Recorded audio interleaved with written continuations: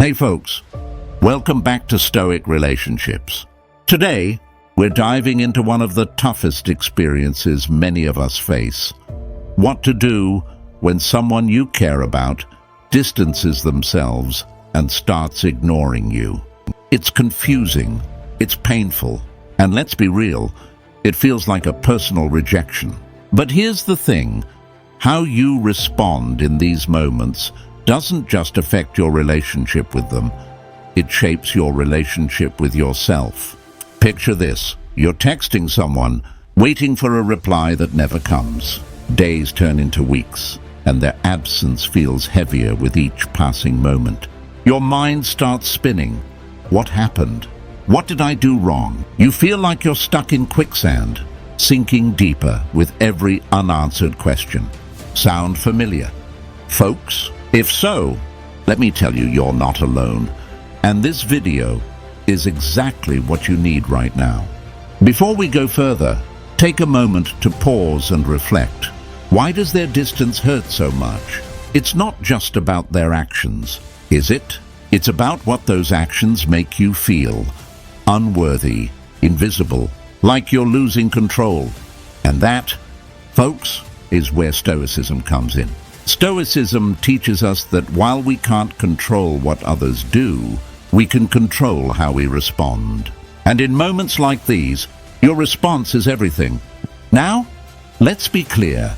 This isn't about pretending you don't care or brushing off your feelings. This is about transforming pain into power, confusion into clarity, and doubt into strength. And that's what we're going to explore today. When someone pulls away, it triggers a cascade of emotions: shock, denial, anger, loneliness, and yes, even regret. These feelings are intense, and they're valid. But here's the key. They don't have to control you. You have the power to move through these emotions with grace and emerge stronger on the other side. And trust me, folks, when you do that, not only will they notice the shift in you, but they might also start to rethink their own actions. So, how do you handle this? How do you navigate the pain of being ignored without losing yourself in the process? The answer lies in understanding the stages of emotional reaction and using them to your advantage. Each stage, shock, denial, anger, bargaining, loneliness, regret, and desperation, offers an opportunity to learn, grow, and reclaim your power. When you approach these emotions with awareness and intention, you transform them from obstacles into stepping stones. But here's the thing, folks, this journey isn't about them, it's about you. It's about recognizing your own worth, even when someone else's actions make you question it. It's about creating a life that feels full and meaningful, regardless of whether they're part of it. And it's about showing, not telling, that your peace and happiness don't depend on their attention. Marcus Aurelius once wrote, "The happiness of your life depends upon the quality of your thoughts." When someone distances themselves, it's easy to spiral into negative thoughts. I'm not enough.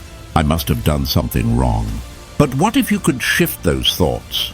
What if, instead of questioning your worth, you started affirming it? That's the mindset we're going to cultivate today. And folks, let me tell you, this isn't just theory. I've seen it work. Not only in my own life, but in the lives of so many others who've chosen to take control of their responses. When you stop chasing, stop overanalyzing, and start focusing on your own growth, something incredible happens. You don't just feel better, you become better. And that change is magnetic. People notice it, even from a distance. Now, I know what you might be thinking, but if I don't do anything, won't they just forget about me? That's a valid concern, and it's one we'll address throughout this video. For now, let me assure you, pulling back isn't about losing them. It's about finding yourself. And when you focus on yourself, you create an energy that draws people in naturally. It's not about playing games, it's about living your truth. So, here's what you can expect in this video. We're going to break down the 7 stages of emotional reaction and show you how to navigate each one with confidence and clarity. We'll explore practical strategies rooted in Stoicism to help you stay grounded, even when your emotions feel overwhelming. And by the end, you'll not only have a better understanding of what's happening emotionally, but also a clear path forward. One that prioritizes your peace and power. Before we dive into the first step, I want you to take a moment to ground yourself. Breathe in deeply and let it out slowly. Remind yourself, I am in control of my response. Say it again if you need to, folks, because this is where it all begins, with you taking ownership of your emotions and your actions. All right, let's get started. Stick around, because the insights we're about to share could change everything for you. Let's dive into the first stage, shock, and how to handle it like the Stoic you're becoming. Step 1. Facing the shock. All right, folks, let's start with the first step in this emotional journey. Shock. When someone you care about distances themselves, the initial reaction is often disbelief. What just happened? Why are they pulling away? It feels like the ground has been pulled out from under you, leaving you scrambling to understand a situation that doesn't seem to make sense. Shock isn't just about being caught off guard. It's a deep, visceral reaction. It's that moment when your mind goes blank and your heart feels like it's dropped into your stomach. This stage is tough, and trust me, folks, I've been there. It's confusing, it's overwhelming, and it's easy to let the shock paralyze you. But here's the thing. While you can't avoid the shock, you can choose how you respond to it. The first thing you need to do in this stage is to pause.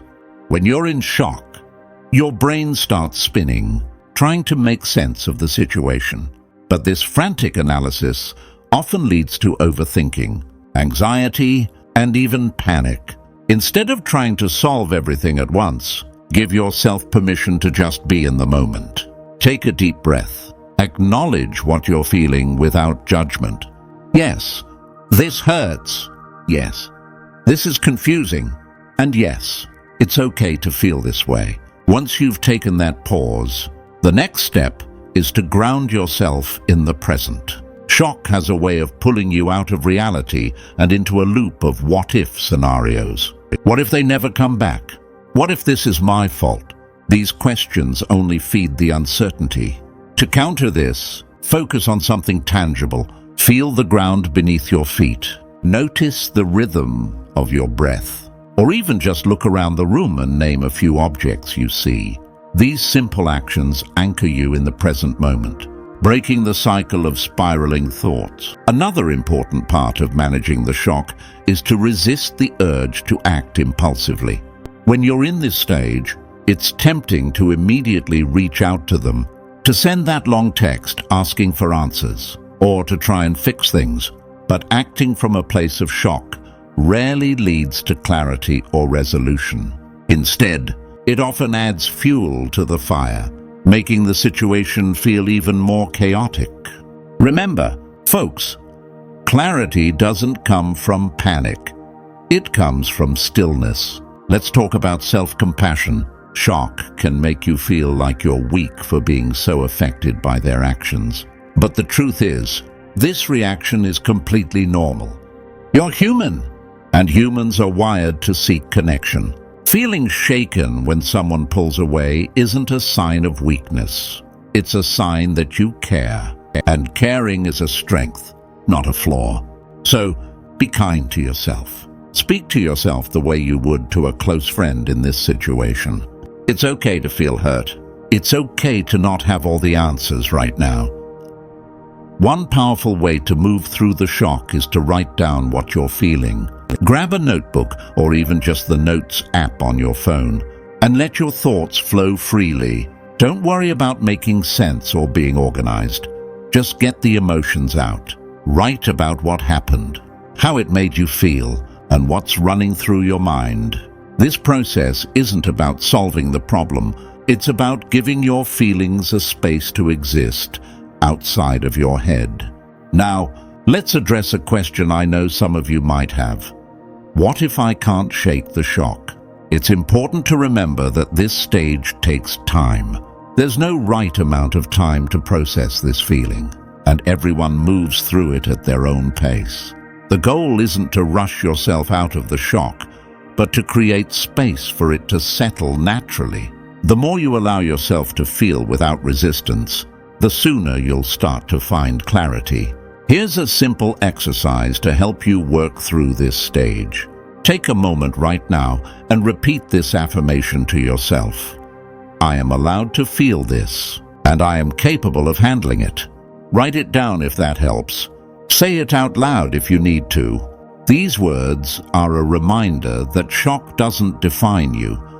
It's just a temporary state, and you are stronger than it. As you navigate this first step, keep in mind that shock is only the beginning of this journey. It's a necessary part of processing what's happened, but it doesn't have to hold you back. Each stage you move through brings you closer to reclaiming your peace and your power. Remember, folks, you're not alone in this. Shock is tough, but it's also a sign that you care deeply.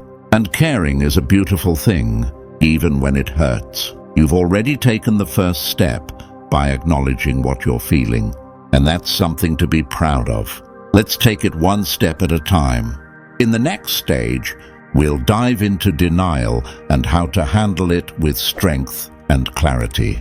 For now, give yourself grace. You've got this. Step 2. Moving through denial, folks. Let's talk about the second stage in this emotional journey.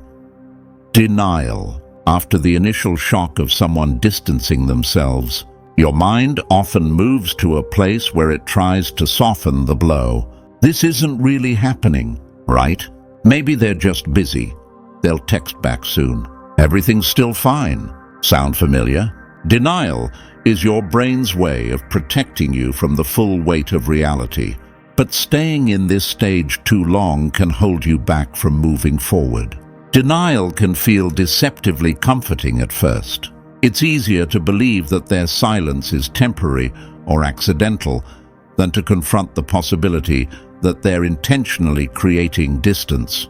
But here's the thing, folks, denial doesn't change reality, it only delays your ability to face it. The longer you stay in denial, the harder it becomes to process what's happening and take the steps you need to heal. The first step to moving through denial is acknowledging its presence. Ask yourself honestly, am I holding on to a version of this relationship that no longer exists? This can be tough to admit, but recognizing when you're clinging to old expectations is a powerful first step toward reclaiming your clarity. Let's take a moment to reflect on the signs of denial. Maybe you've been making excuses for their behavior. They must be busy with work. They're probably dealing with something I don't know about. While it's true that people sometimes pull away because of their own challenges, it's also important to acknowledge when those excuses are preventing you from seeing the bigger picture.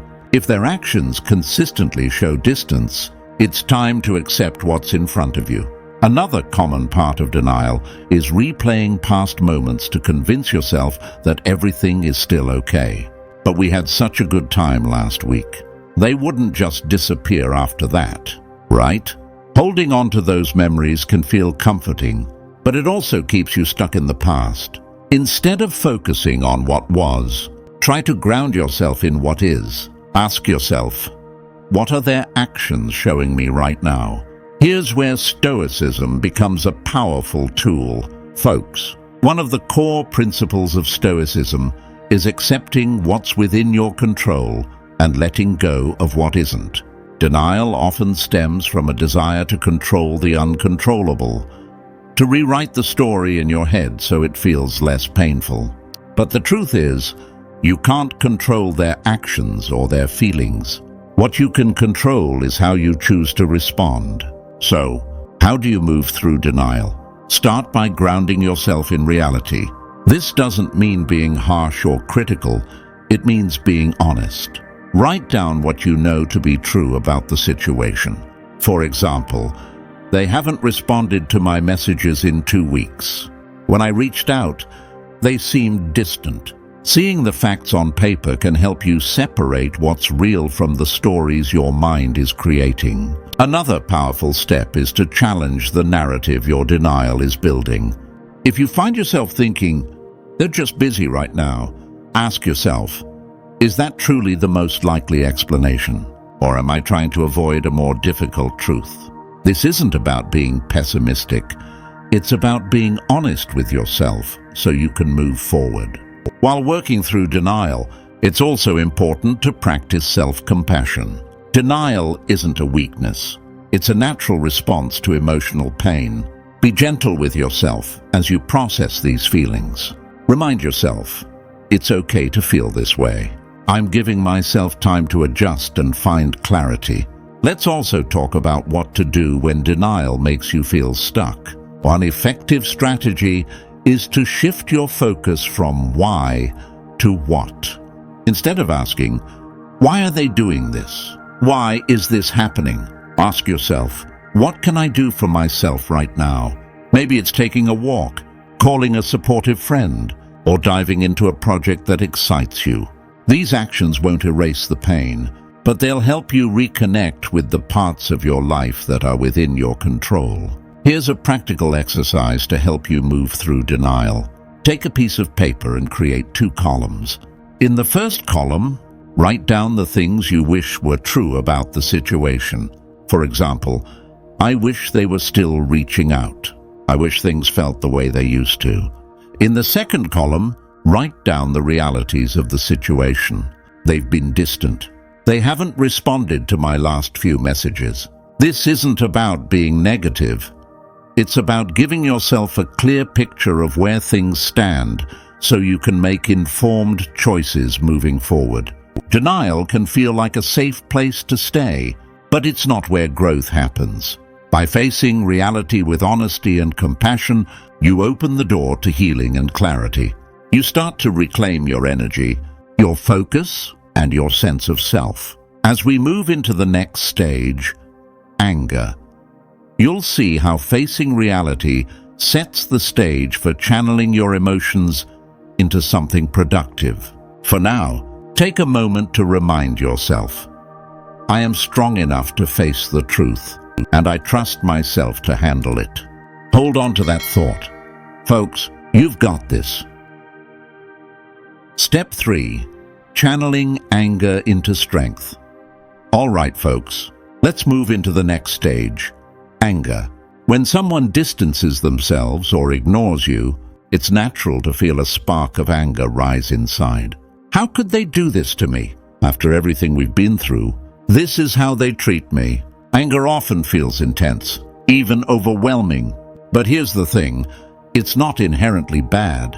In fact, when handled correctly, anger can be one of your most powerful tools for growth and transformation. Anger gets a bad reputation because we often associate it with impulsive reactions, yelling, blaming, or making rash decisions. But Stoicism teaches us something profound. Anger, like any emotion, is neutral. It's not about whether you feel angry, it's about how you choose to channel that anger. Are you going to let it control you, or will you use it as fuel to move forward? The first step in channeling anger into strength is to acknowledge it without judgment. So many people try to suppress or deny their anger because it feels uncomfortable or wrong. But denying your feelings doesn't make them disappear. It only pushes them deeper, where they can fester and grow. Instead, take a moment to name what you're feeling. I'm angry because I feel disrespected. I'm angry because I gave so much. And now I feel ignored. By naming your anger, you're taking the first step toward owning it. Once you've acknowledged your anger, the next step is to pause before reacting. Anger has a way of clouding judgment and pushing us toward impulsive actions we might regret later. Maybe you feel the urge to send a long, emotional text, call them out publicly, or do something to get back at them. But folks, remember this: reacting in the heat of anger rarely leads to clarity or resolution. Take a deep breath, step back, and give yourself the space to process before deciding on your next move. One powerful way to process anger is through physical movement. Anger creates a lot of energy in your body, and if you don't release it, it can feel like a pressure cooker ready to explode. Go for a run, hit the gym, or even just take a brisk walk. Physical activity helps you channel that pent-up energy in a productive way, clearing your mind and giving you the clarity to think more rationally. Now, let's talk about what anger is really trying to tell you. Often, anger is a signal that a boundary has been crossed, or that something in your life feels out of alignment. Ask yourself, what is this anger showing me? What do I need to address to feel more at peace? Maybe it's the realization that you've been overextending yourself in the relationship, or maybe it's the recognition that you need to set clearer boundaries moving forward. Whatever it is, use this emotion as a guide to identify what needs to change.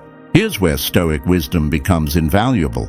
Folks, Marcus Aurelius wrote, "You have power over your mind, not outside events." Realize this, and you will find strength. Anger often arises from focusing on what's outside your control, how they're treating you, what they're saying or not saying.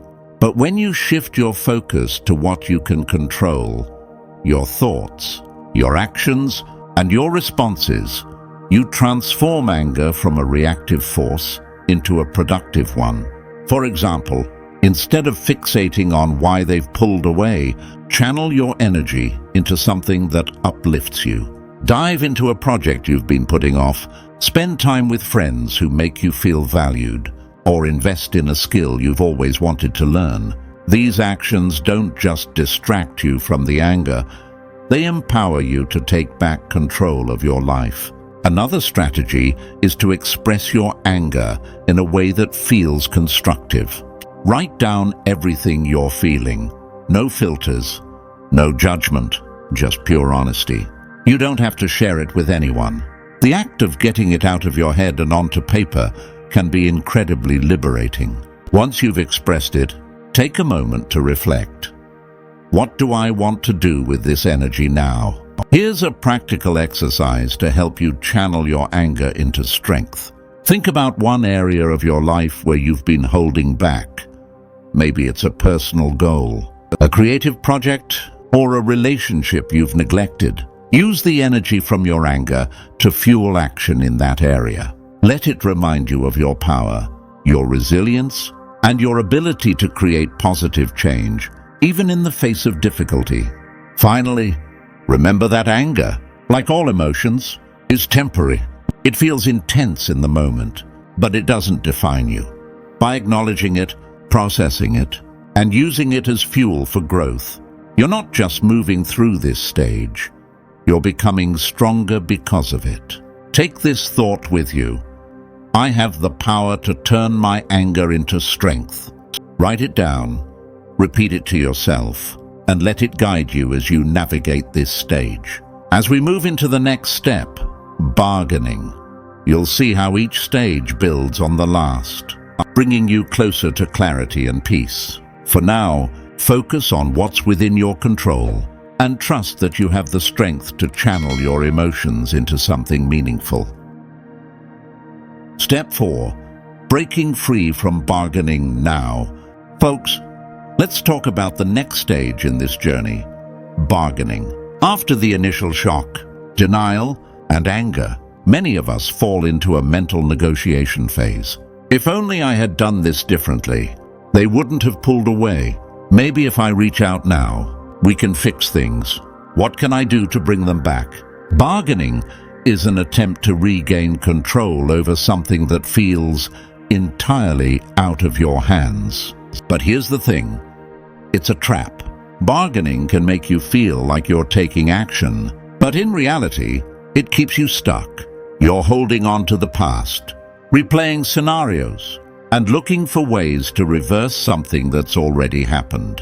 The more you bargain, the more power you hand over to the other person. This phase isn't about them.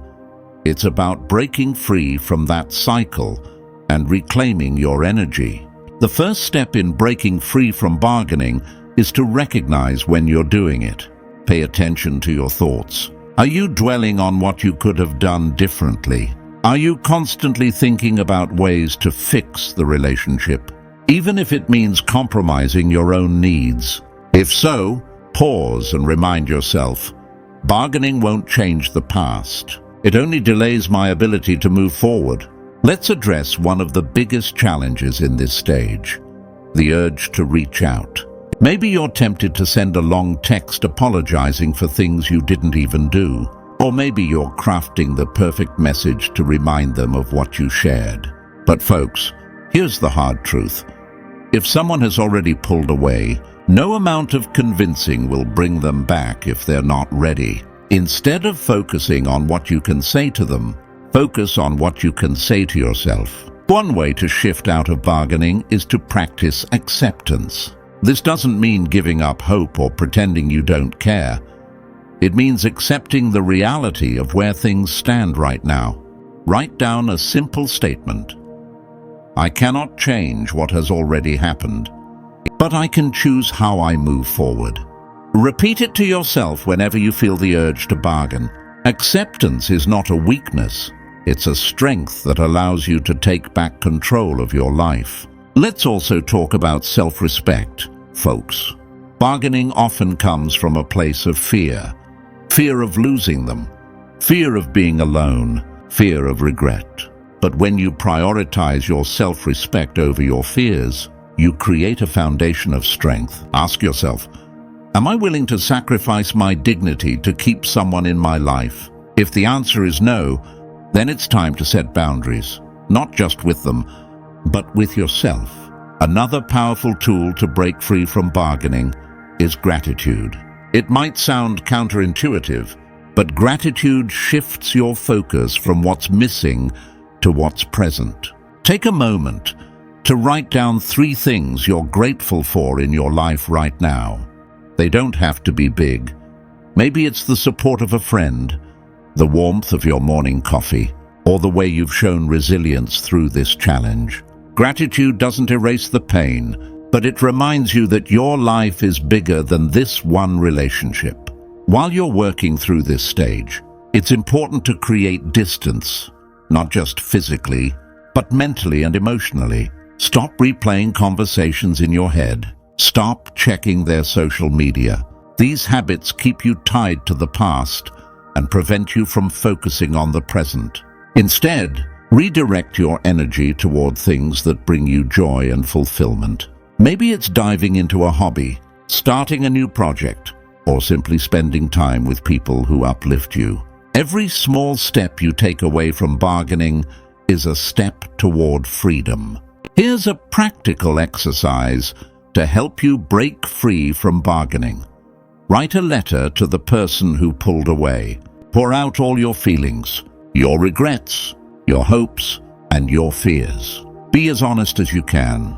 Then, instead of sending it, keep it for yourself. This letter isn't for them. It's for you. It's a way to process your emotions and release them without falling into the trap of bargaining. Once you've written it, let it go. Whether you keep it tucked away or throw it out, the act of writing can be a powerful form of closure. Remember this, folks, bargaining is a natural part of the healing process, but it doesn't define your journey. By choosing acceptance, practicing gratitude, and prioritizing your self-respect, you're not just breaking free from this stage, you're building a stronger, more grounded version of yourself. Take this with you. I release the need to bargain. I choose peace over control. Hold on to that thought as you continue on this path. You've got this. Step 5. Embracing loneliness with strength, folks. Let's talk about something that often feels the hardest to confront: loneliness. After the bargaining stage, when the reality starts to settle in, loneliness can hit like a wave. The absence of their presence feels louder than anything else. And you might find yourself asking, what now? How do I move forward without them in my life? But here's the thing, loneliness doesn't have to be a void. It can be an opportunity. Loneliness is a universal experience. Everyone faces it at some point. And while it feels isolating, it's actually a chance to reconnect with yourself.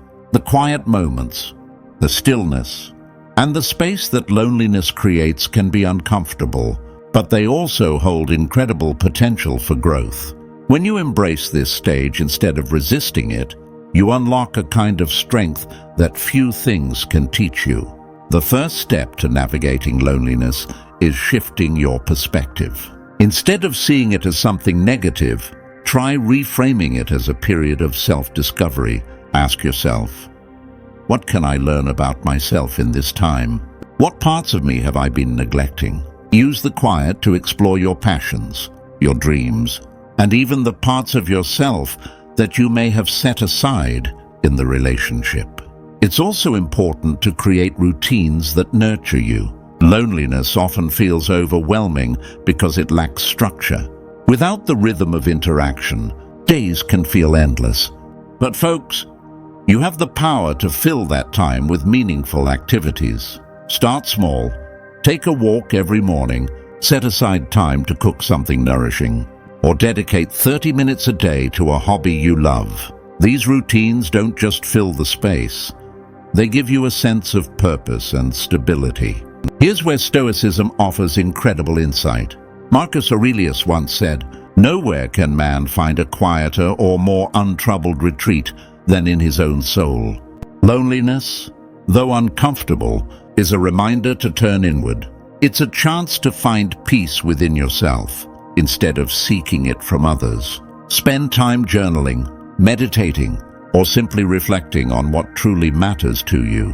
These practices help you build a sense of inner calm that isn't dependent on anyone else. Another crucial step in embracing loneliness is to connect with people who uplift you. While solitude is valuable, it's also important to maintain supportive relationships. Reach out to friends, family, or even join communities that share your interests. These connections remind you that while one relationship may have changed, you're not alone. Let's talk about the fear that often comes with loneliness. Maybe you're worried that this feeling will never go away, that this stage will last forever. But folks, remember this: loneliness is temporary. Like all emotions, it comes and goes. By leaning into it instead of fighting it, you allow yourself to process the pain and move forward with clarity. Here's a practical exercise to help you in this stage. Take a piece of paper and write down one thing you've always wanted to try or learn, but haven't had the time for. Maybe it's learning to play an instrument, trying a new workout, or even starting a creative project. Commit to exploring this new interest, and let it be a reminder that this time of loneliness is also a time of possibility. Now, I know some of you might still be feeling hesitant. You might be thinking, but this loneliness feels unbearable. What if I can't handle it? Let me remind you of this. You've already faced so much, and you're still here. That's proof of your strength. You have what it takes to not only endure this stage, but to grow through it. Take a moment and reflect on this affirmation. Loneliness is my opportunity to reconnect with myself. Write it down in the comments below. Folks, as a reminder that this stage is a step towards something greater. And before we move on, if you're finding these insights helpful, take a second to hit that subscribe button. By subscribing, you're joining a community that's all about growing stronger, wiser, and more resilient together. Don't miss out on the tools and strategies that can help you thrive through every stage of this journey. Let's keep building this strength, one step at a time. Step 6. Recognizing their regret. All right, folks, let's move into one of the most pivotal stages, regret. After creating space, focusing on yourself, and navigating the waves of loneliness, Something interesting starts to happen.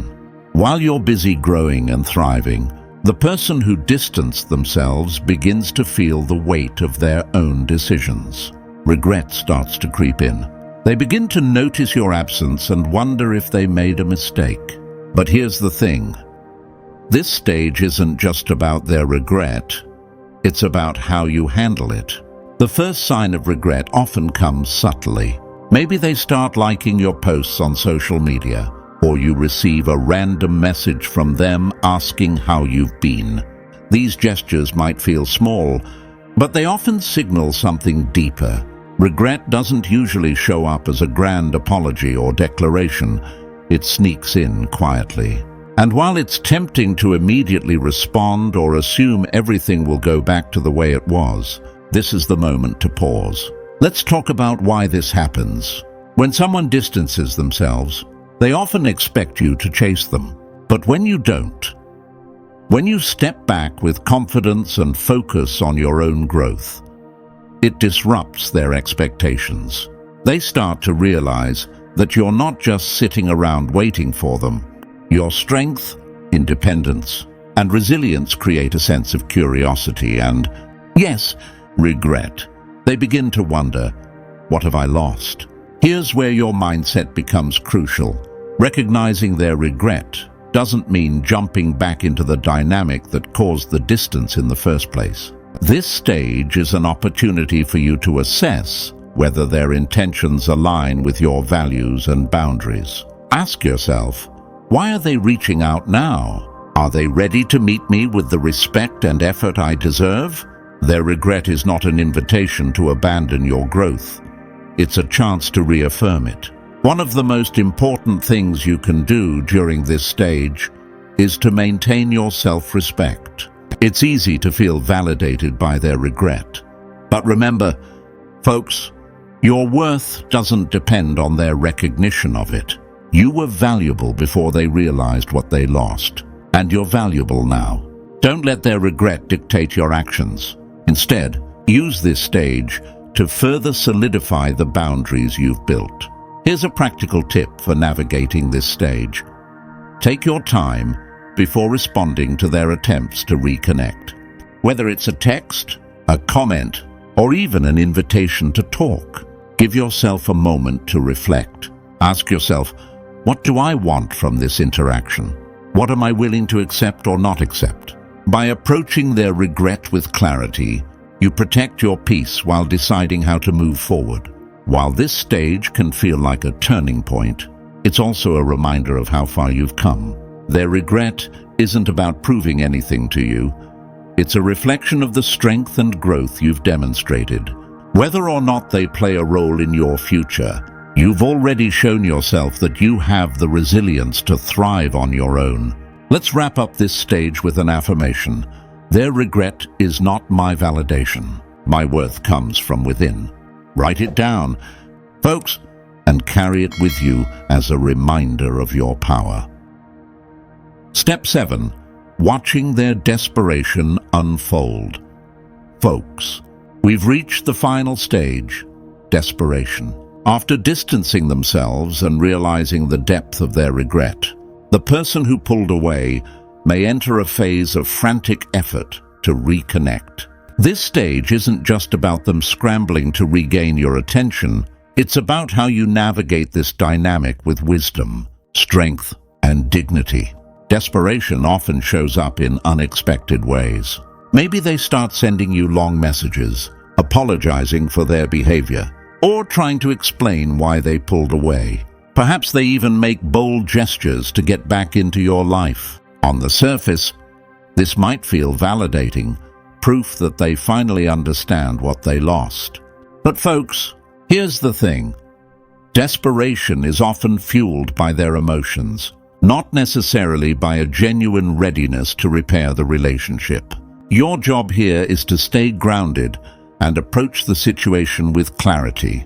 Let's start with understanding why desperation happens. When someone realizes they've lost something valuable, it creates a sense of urgency. They're faced with the reality of your absence and the life you've built without them. Your strength, independence, and refusal to chase have disrupted their narrative. And now, they're grasping for a way back in. While their actions may seem sincere, it's important to pause and ask yourself, are they reaching out because they're truly ready to rebuild? Or are they acting out of fear of losing me forever? One of the biggest mistakes you can make in this stage is reacting impulsively. It's tempting to immediately respond to their gestures, especially if you've been longing for their return. But folks, remember this. Your growth doesn't stop just because they've realized their mistake. Before engaging with them, take a moment to reflect on what you truly want. Ask yourself, does this align with the boundaries I've set? Are their actions consistent with the respect I deserve? Here's where Stoicism becomes a powerful guide. Marcus Aurelius wrote, "The best revenge is not to be like your enemy." While desperation can create a power imbalance, it's not about using that power to get back at them. Instead, it's about maintaining your integrity and staying true to your values. Responding from a place of strength means being thoughtful, not reactive. So, how do you handle their desperation with grace? Start by observing their actions, not just their words. Are they taking consistent steps to show they've changed? Or are they simply trying to ease their own guilt? True reconciliation requires effort and accountability, not just promises. Pay attention to whether their behavior aligns with their words. Another key element is setting clear boundaries. Desperation can sometimes lead to overwhelming gestures, constant messages, unannounced visits, or emotional pleas. While it's okay to acknowledge their feelings, it's equally important to protect your own peace. Let them know what you're willing to accept and what you're not. For example, I appreciate you reaching out, but I need time to think before I respond fully. This kind of boundary not only protects you, but also sets the tone for any potential future interactions. Let's talk about your mindset during this stage. Their desperation can be emotionally overwhelming, especially if you still have feelings for them. It's easy to get swept up in their efforts and forget the journey you've been on. But folks, here's the truth. You've done the hard work of focusing on yourself, setting boundaries, and building your strength. Don't let their desperation pull you back into old patterns. Instead, let it be a reminder of how far you've come. Here's a practical exercise to help you stay grounded during this stage. Write down 3 non-negotiables for any relationship moving forward. These could be things like mutual respect, consistent effort, or clear communication. Use this list as a guide to evaluate their actions. If they're not meeting your standards, it's a sign to proceed with caution, or perhaps to let go entirely. Lastly, remember that this stage isn't about proving anything to them. It's about continuing to honor yourself. Their desperation is a reflection of their journey, not your worth. Whether or not you choose to engage with them, your value remains unchanged. Let's close this stage with an affirmation. I honor my growth and protect my peace. Write it down, folks, and let it guide you as you navigate this phase. Folks, we've been through a lot today, haven't we? From facing the initial shock to navigating regret and even watching their desperation unfold, this journey is all about one thing: reclaiming your power. Each step we've discussed isn't just a phase you endure. It's an opportunity to grow, to reflect, and to transform into a stronger, more confident version of yourself. I know this process isn't easy. It's filled with tough moments and emotions that feel overwhelming at times. But let me remind you of this. The fact that you're here, listening, and taking these steps means you're already choosing yourself. You're showing courage, resilience, and a willingness to build something better for yourself, not just for them. So, as we wrap up, I want you to take a moment to acknowledge how far you've come. Whether you're just starting this journey or nearing the end of it, every step forward is a victory. Remember, folks, your worth isn't tied to how someone else treats you. It's defined by how you treat yourself, and today you're choosing self-respect, clarity, and peace. Carry this thought with you. I'm enough, just as I am. Write it down, say it out loud, or simply hold it in your heart as you move forward. This affirmation isn't just a reminder, it's your truth. Thank you for spending this time with me and allowing me to be part of your journey.